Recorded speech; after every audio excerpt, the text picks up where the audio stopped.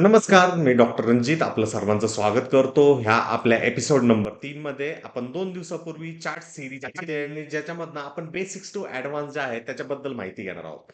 तर हे जे व्हिडिओ जे आहेत ते तुम्ही जर मिस केलेले असतील तर पार्ट 1 आणि पार्ट 2 जो आहे तो नक्की बघा. तेव्हा पार्ट 3च्या माध्यमातून तुम्हाला काही गोष्टीची काही आयडिया ज्या आहेत त्या लक्षात नक्कीच येतील. तर आपण सीरीजच्या चॅप्टर नंबर 3 मध्ये काही गोष्टी समजून घेणार आहोत आणि तो मास्टर क्लास जो आहे तो म्हणजे सपोर्ट आणि रेजिस्टन्सचा. तर हा सपोर्ट आणि रेजिस्टन्स नक्की काय असतो? प्रोफेशनल ट्रेडर जे आहेत ते लाईन ऐवजी त्याला एक झोन म्हणून का कन्सिडर करतात आणि याच्या माध्यमातून आपण एक बिगिनर टू प्रो मॉडेल जो आहे तो व्यवस्थितरित्या समजून घेणार आहोत. तो व्हिडिओला शेवटपर्यंत नक्की बघा, कारण तुमच्या ज्या क्वेरीज असतील, तुमच्या ज्या शंका असतील, ज्या आतापर्यंत कुठल्याही प्रकारच्या व्हिडिओला बघून मिटलेल्या नसतील, त्या नक्की या व्हिडिओच्या माध्यमातून मिटणार आहेत याची मी शाश्वती देतो.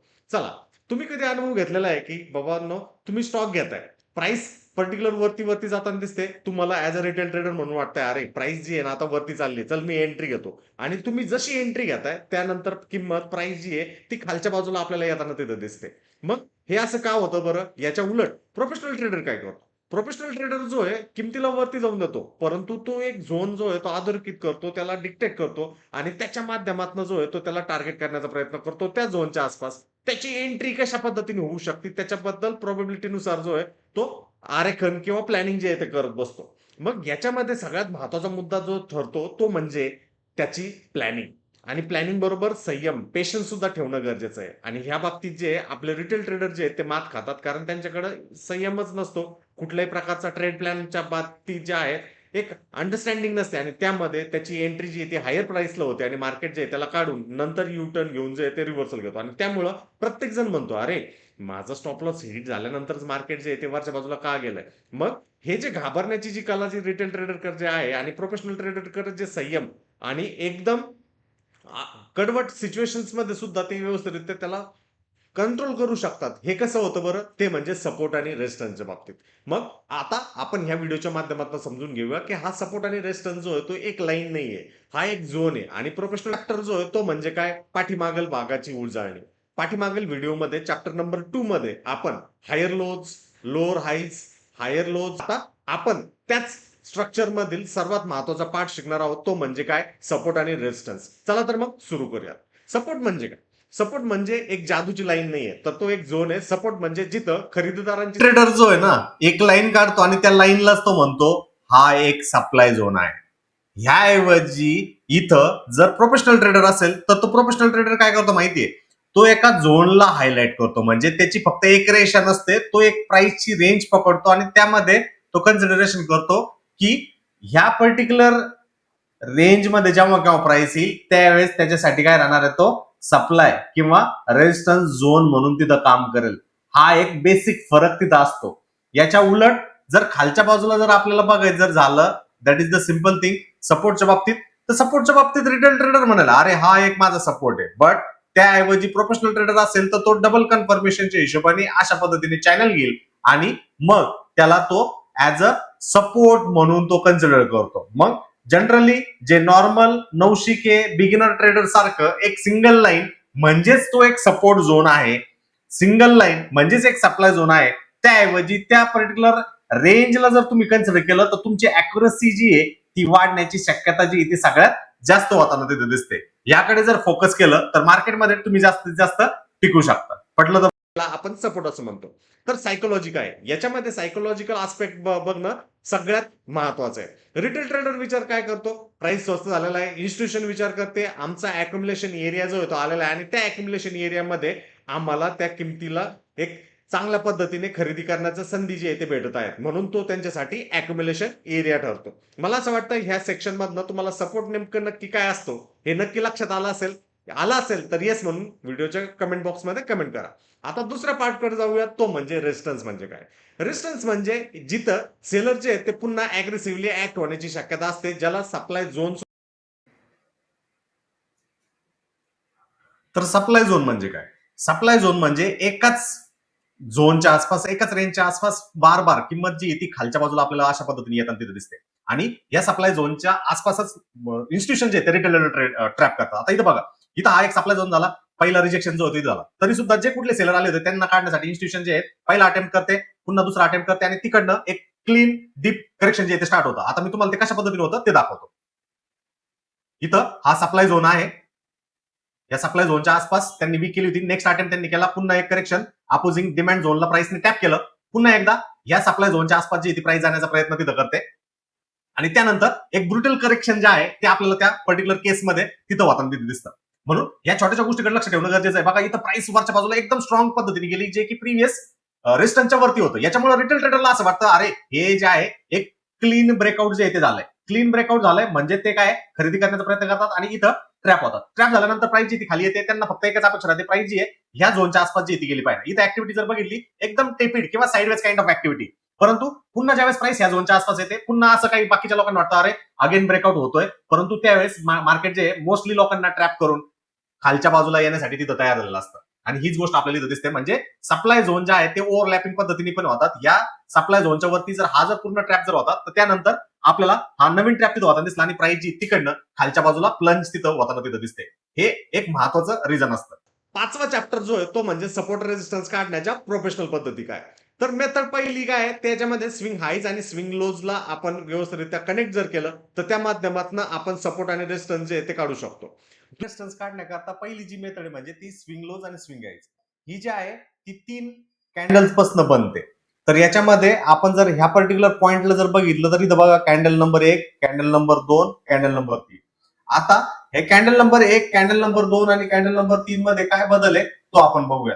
जेव्हा केव्हा मिडल कॅन्डल म्हणजे मधली जी कॅन्डल जी आहे म्हणजे ही कॅन्डल जी की आपल्याला दाखवते तिचा लो जो आहे तो प्रिव्हियस फर्स्ट कॅन्डल पेक्षा खालच्या बाजूला आहे आणि तिसरी जी कॅन्डल आहे तिचा लो जो आहे तो दुसऱ्या कॅन्डल पेक्षा वरच्या बाजूला आहे. म्हणजे हा एक इस्टॅब्लिश स्विंग पॉइंट जो आहे तो झालेला आहे. आता हा स्विंग पॉइंट जो आहे तो इथं झालाय, पण तुम्ही बघा नंतरचा जो स्विंग जर डाऊन स्विंग जो झाला त्याच्यामध्ये याच्या खालची जी लिक्विडिटी जी आहे ती लिक्विडिटी स्वीप करण्यात गेलेली आहे.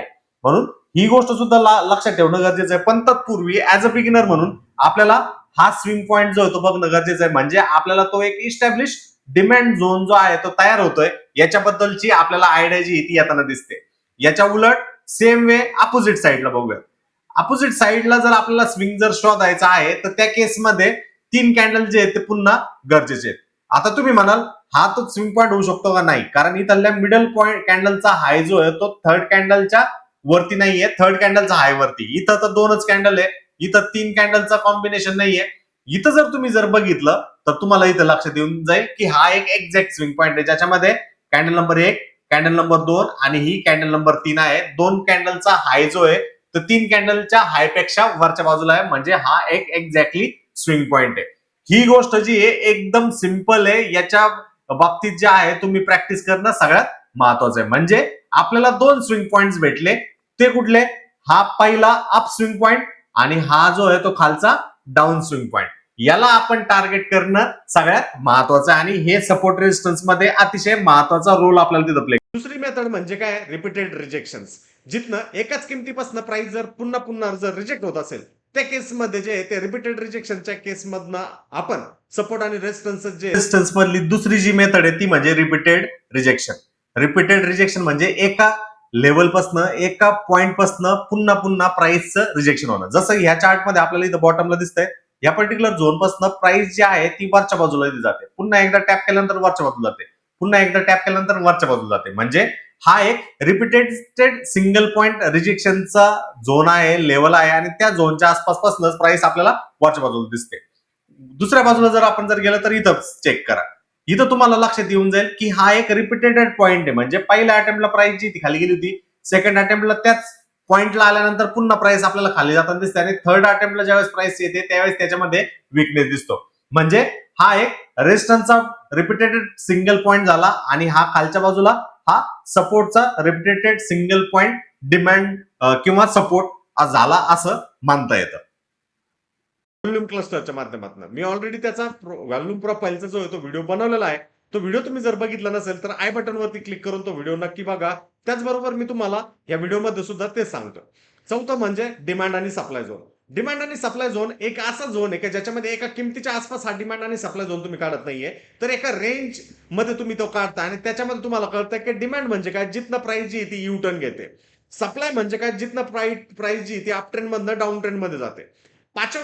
झोनला जे आहे ते स्पेसिफाय केलं जातं आता ह्या पर्टिक्युलर चार्ट मध्ये आपल्याला कळतं की ही जी पहिली कॅन्डल आहे ती हॅमर आहे आणि त्याच्यामध्ये खालची वीक जी ती सगळ्यात जास्त आहे आणि प्राइसने कशा पद्धतीचे ऍक्ट जे ते केलं, कारण वरच्या बाजूला तो गॅप फिल त्याला करायचा होता. पण त्यानंतर प्राइस बघा, इथं दुसऱ्या वेळेस, इथं तिसऱ्या वेळेस, इथं चौथ्या वेळेस, पाचव्या वेळेस, 6व्या वेळेस आली, पण किंबहुना एकदा सुद्धा ह्या झोनच्या खाली क्लोज होताना आपल्याला ती दिसत नाहीये.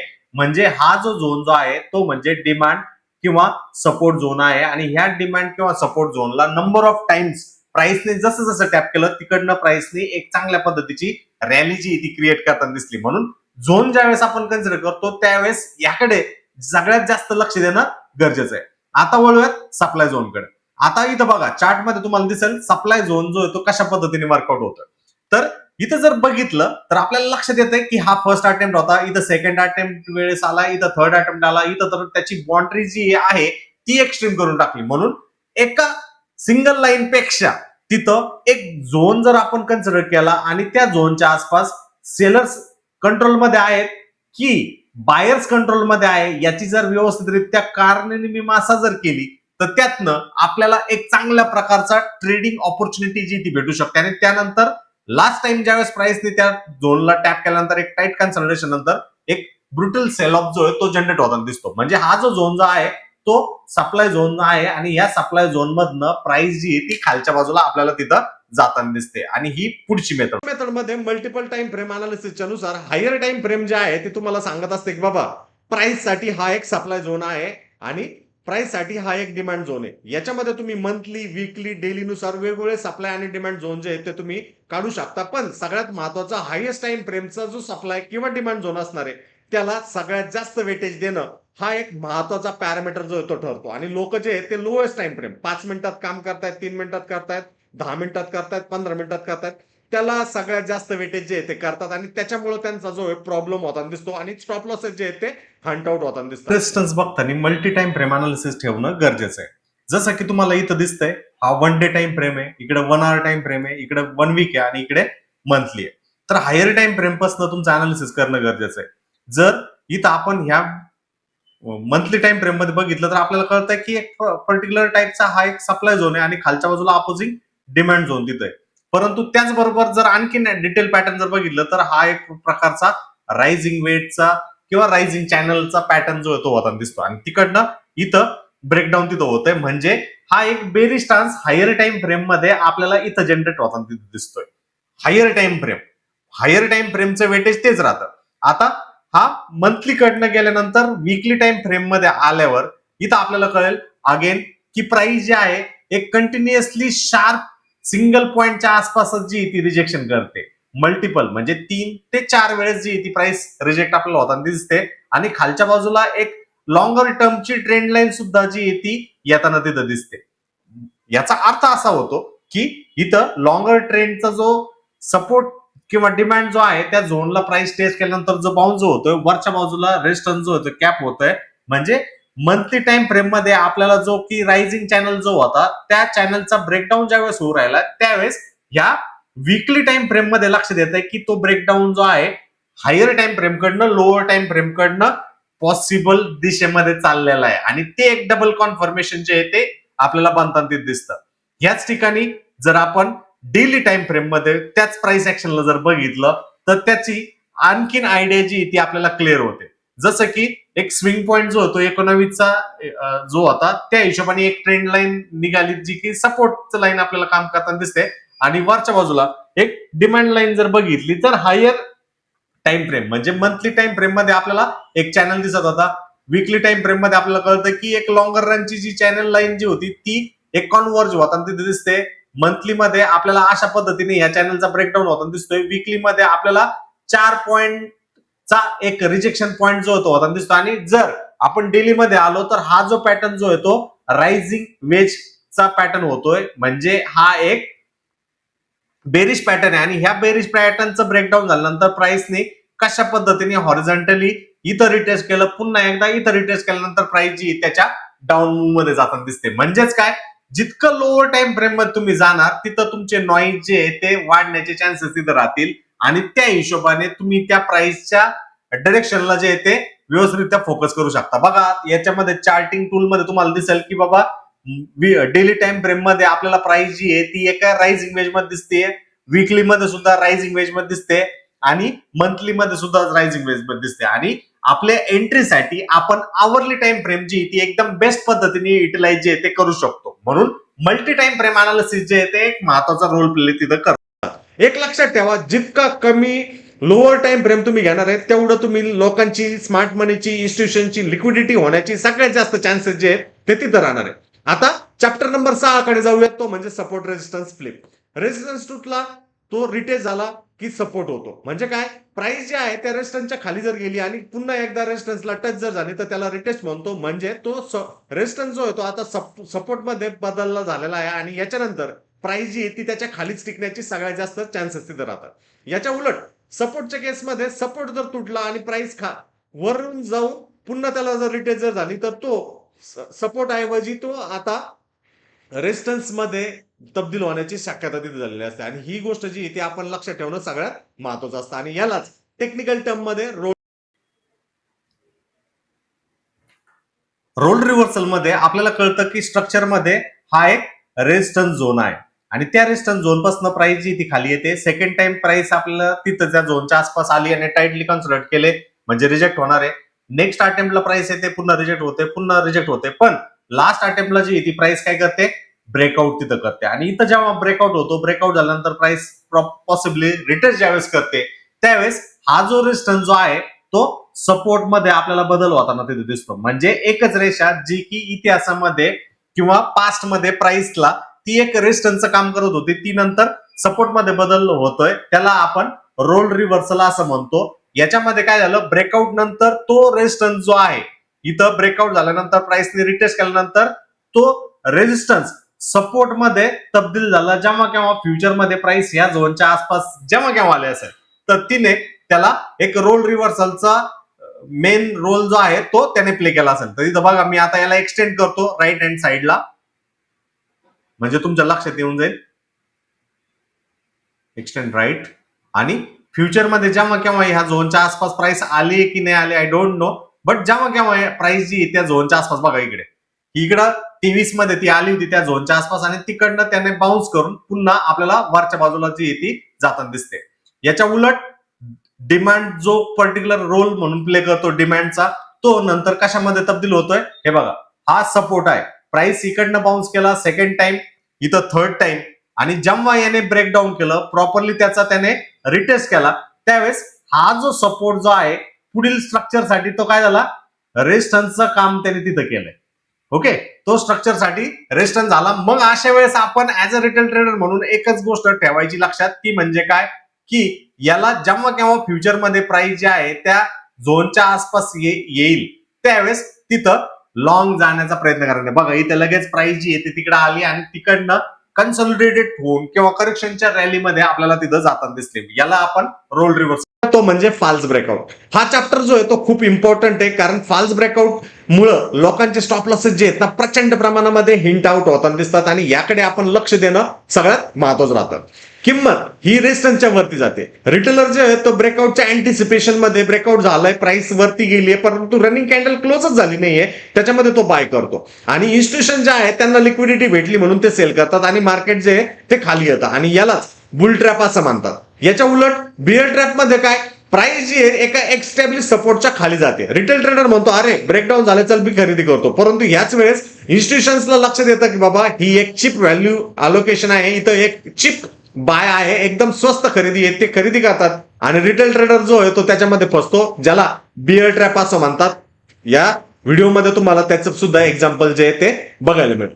आता कॉमन मिस्टेक्स नेमकं याच्यामध्ये काय ते बघूयात.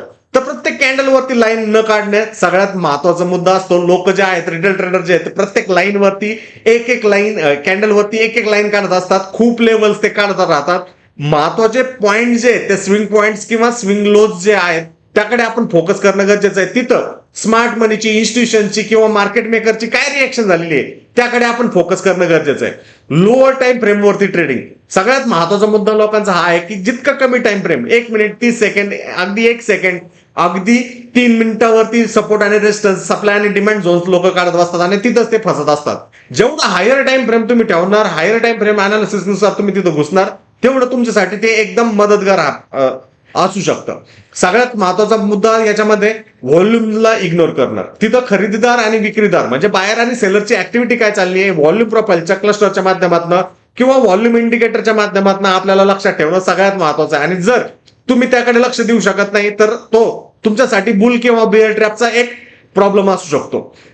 पाचवा महत्वाचं म्हणजे ट्रेंड इग्नोर करणं. कुठली प्राइस जी किंमत जी आहे एका ट्रेंडमध्ये वरच्या बाजूला जाते किंवा एका ट्रेंडमध्ये खालच्या बाजूला आपल्याला तिथे येताना दिसते, परंतु लोक जे आहेत किंमत हायर टाइम फ्रेम मध्ये कुठल्या ट्रेंडमध्ये याकडे अजिबात लक्ष देत नाहीत. त्यांना फक्त त्यांच्या मनानुसार त्यांच्या इमोशन्सनुसार काय तिथं चाललंय त्याच्यानुसार तिथं डिसिजन्स घेणं हे एक महत्वाचं वाटतं आणि त्यामध्ये ते फसताना दिसतात.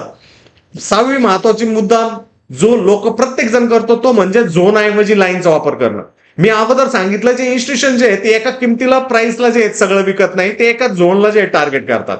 समजा 100 रुपयापासून 110, खालच्या बाजूला 50 रुपयापासून 60 असे प्रत्येकी सप्लाय आणि डिमांड झोन असतात आणि त्यानुसार त्याला टार्गेट करण्याचा प्रयत्न करतात. म्हणून जेव्हा केव्हा तुम्ही ह्या लाईनच्या बेसिसवरती एक्झॅक्टली त्या पॉईंटच्या हिशोबावरती करताय नक्की ते करू नका. तिथं व्यवस्थित तुमचा आय ओपनर जो आहे तो लक्षात राहून द्या आणि त्या झोनला टार्गेट करा. तिथं प्राइस ऍक्शनला इमॅच्युअरला किंवा अशांत मनाला जो आहे ते एंट्री करून द्या. तिथं नेमकं स्मार्ट मनी इन्स्टिट्यूशन्स काय करतंय याकडे फोकस करणं सगळ्यात महत्वाचा मुद्दा ठरतो आणि हा मुद्दा जो आहे तो लक्षात ठेवणं गरजेचं आहे. आता प्रोफेशनल ट्रेडर सारखं जर मला रिटेल ट्रेडरला व्हायचंय बिगिनरला व्हायचं तर मी काय चेकलिस्ट ठेवलं पाहिजे, तर सगळ्यात महत्वाची चेकलिस्ट म्हणजे काय, ती म्हणजे ट्रेंड काय चाललाय, सपोर्ट प्राइसचा कुठं आहे, रेजिस्टन्स कुठं आहे आणि झोन किती स्ट्रॉंग तिथं चाललेला आहे याकडे लक्ष ठेवणं गरजेचं आहे. जर ब्रेकआउट जर होतंय तर ब्रेकआउट मध्ये तिथं कन्फर्मेशन आहे का, रिटेस्ट नंतर तिथं व्हॉल्यूम पॉपअप होते का, प्राइस जे आहे प्रिव्हियस सपोर्टला किंवा प्रिव्हियस रेजिस्टन्सला ज्याच्या वरती किंवा खाली ब्रेकआउट करून राहिलं त्याच्यावरती सस्टेन करते का, खालच्या बाजूला विक्स आहेत का, रिस्क तुमचा अगोदर प्लॅनिंग मध्ये आहे का याकडे लक्ष ठेवणं गरजेचं आहे. रिस्क रिवॉर्ड कडे फोकस ठेवणं गरजेचं आणि ह्याकडे जर लक्ष दिलं तर ऑटोमॅटिकली तुमचं काम जे आहे ते होताना दिसू शकतं. आता वळूयात सगळ्यात महत्वाच्या पार्टकडे, तो म्हणजे होमवर्क. ट्रेडिंग व्ह्यू मध्ये जावा, तिथं निफ्टी विकली मंथली डेली टाइम फ्रेम मध्ये बघा आणि त्यामध्ये तुम्हाला आयडेंटिफाय होतंय का सप्लाय आणि डिमांड झोन्स किंवा सपोर्ट किंवा रेजिस्टन्स झोन. ते सप्लाय झोन्स रेजिस्टन्स झोन जे ते मार्क करा. बँक निफ्टीवरती सेम प्रोसेस जी ती रिपीट करा आणि वेगवेगळ्या तुमच्या आवडत्या स्टॉक्स वरती सुद्धा जे हीच प्रोसेस जे ती रिपीट करा. तर 4थ्या एपिसोड मध्ये आपण व्हॉल्यूम अनालिसिस मास्टर क्लास बद्दल माहिती घेणार आहोत.